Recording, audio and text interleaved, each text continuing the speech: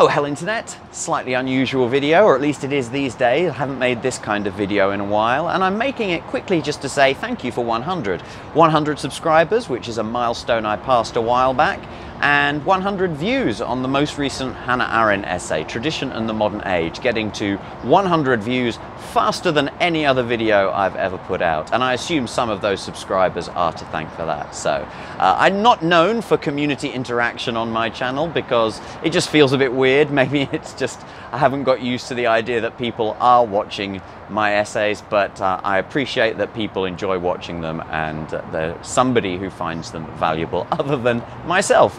So yeah, on that note, one of the older essays that's still live on my channel, Fist of the North Star, a Taoist parable of masculinity, that has been seeing some renewed interest recently, and if you're one of the people who's come to the channel through that video, then please let me know, where did you see it and what was it that piqued your interest about it, because I'm kind of interested in that. Now, because I can't get through a video without doing any philosophy, I don't want to just make this a community update video. I want to do a little postscript to Tradition and the Modern Age, mediated by a short article that I read by an academic called Justin Holt, and it's called Can the Multitude Be Philosophic? And it's Mythology, Reason and Politics. And it's a very short article, it's literally only 4 pages long, which makes it accessible in the sense that it is readable if you're prepared to put the effort into some philosophical language.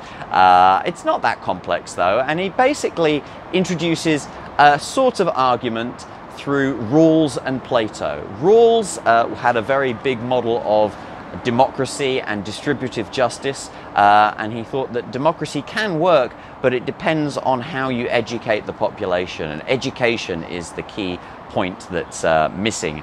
But he suggested that as the population becomes more educated for democracy, there will be a counter-mythological effect in society as things that we just can't prove, which just have no basis, become less and less supportable.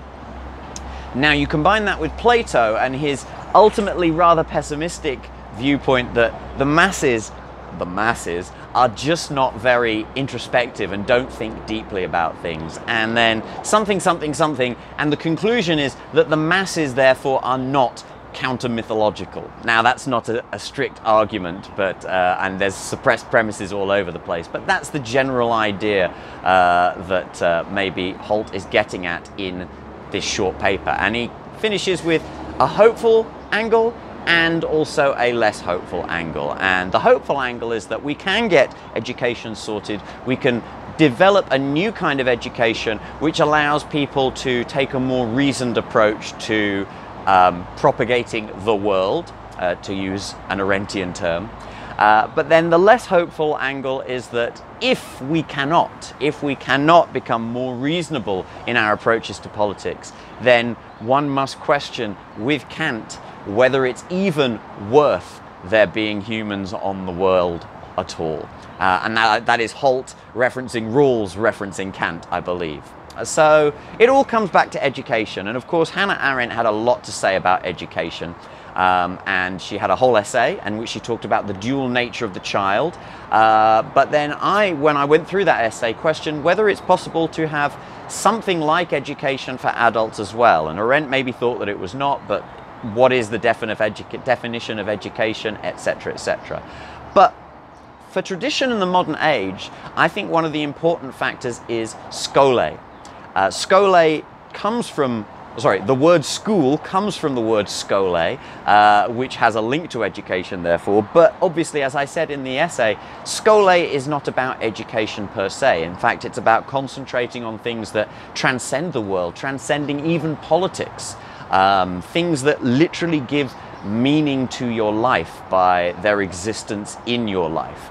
And so what skole is really ties back to what kind of narrative you are going to create for your life. And of course it's the narratives, according to Arendt, that really give any meaning to our political opinions at all. And so this is why education per se, the simple imparting of information, it seems doesn't always work if there isn't a narrative to go along with that. And that could be quite uncomfortable for certain people who think that education has these inbound narratives and therefore biases, which it does, of course, which it does, but is that even avoidable? Is it possible for education to be any other way? I don't know. But as to Skole is what really allows people to find meaning in their life. And I think that in the modern age, what we should be discussing, or one of the many things we should be discussing, is what is and can validly count as Skole for a human being, for a person. And obviously everyone has their own idea. I'd like to throw a cat among the pigeons here though, and I think this is going to be slightly controversial from all sorts of different directions. I think that the following four things all count in some sense and as having an aspect of Skole. And I'm hedging my definition a bit there because I don't really know why. But all these four things, that is art, both expression and appreciation, traditional revealed religion and your reflections upon your personal relationship with God, consenting sexual exploration, and also personal identity, including personal gender expression. All of those things, I think, can give meaning to a person's life in a way which for me would count as Skole, as far as I perceive their expression and their exploration of themselves as people. So I don't know, what do you think of that? And I don't want this video to go too long, so one more time, thank you again for 100, and I'll see you in the next essay, which probably won't be by a canal. Have a good day, everyone.